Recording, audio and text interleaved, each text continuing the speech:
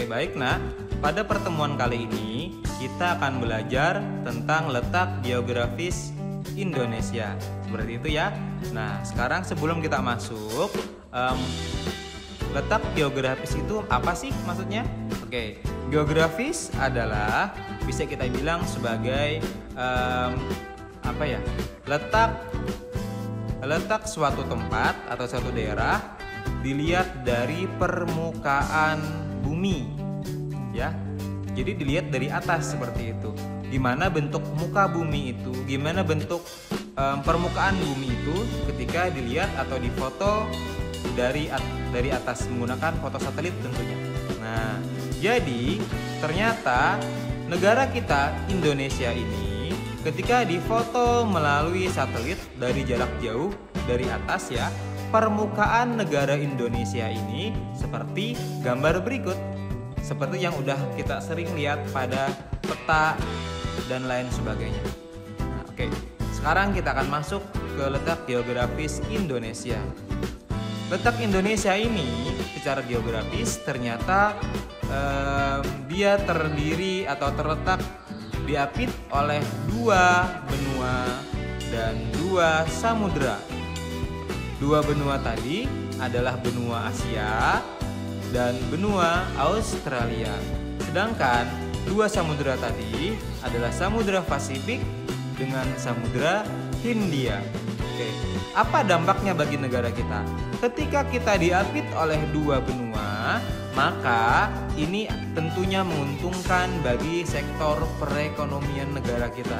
Dimana kalian tahu semua, negara kita Indonesia ini udah dari dulu menjadi tempat atau jalur perdagangan dunia karena kita dilalui oleh dibatasi oleh negara-negara di negara-negara besar di atas dan di bawah kita.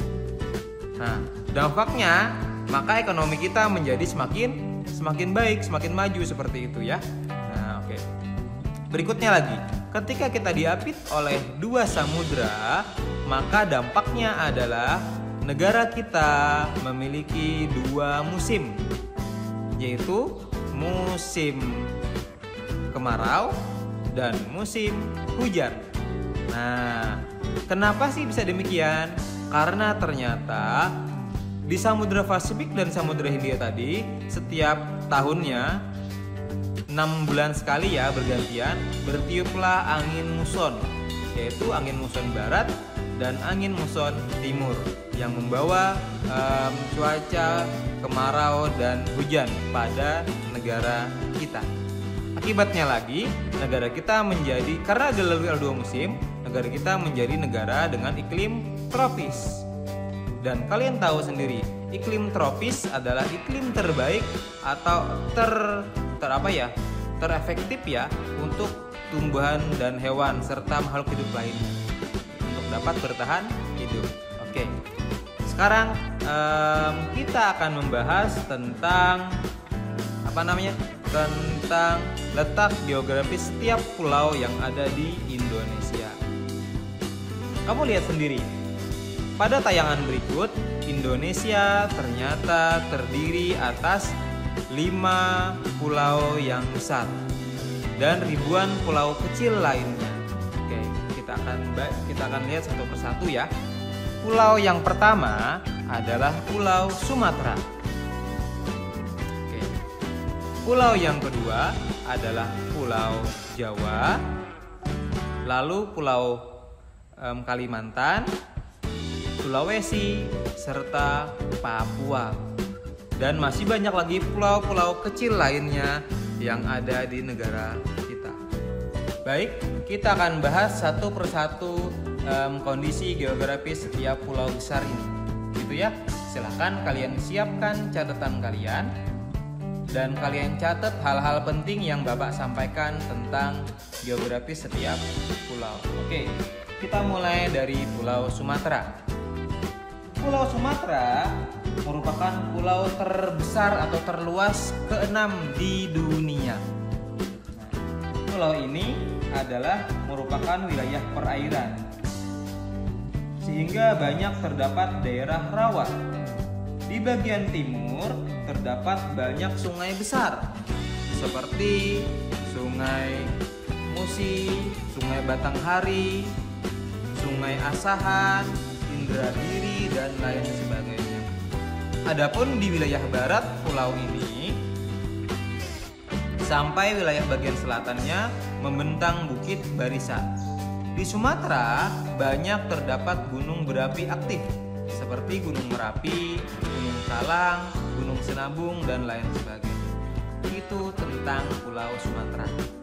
Kita lanjut ke Pulau Jawa. Baik. Pulau Jawa adalah wilayah terluas kelima di Indonesia. Yang Sumatera tadi terbesar ke-6 atau terluas ke-6 di dunia. Kalau di Indonesia dia menempati urutan ketiga, ya. Ketiga terbesar, ketiga terbesar di Indonesia. Nah, sekarang kita lanjut ke Pulau Jawa. Pulau Jawa adalah pulau terluas kelima di Indonesia dan terluas ke-13 di dunia. Pulau yang relatif muda ini sebagian besar wilayahnya terbentuk dari aktivitas vulkanik dengan deretan gunung-gunung berapi, membentuk jajaran yang terbentang dari timur hingga barat dengan endapan aluvial sungai. Seperti itu ya. Nah, oke. Apa dampaknya bagi Pulau Jawa? Karena sebagian besar wilayahnya terbentuk atas aktivitas vulkanik atau aktivitas gunung Merapi ya yang ada di bagian bawah, maka sering kita temui itu di Pulau Jawa terjadi bencana alam seperti itu ya nak. Oke. Namun untungnya adalah ketika bagian atau lapisan bawah tanahnya itu bagian lapisan vulkanik, maka tanah di Pulau Jawa menjadi sangat subur karena pengaruh dari aktivitas vulkanik ini. Sangat subur tanahnya.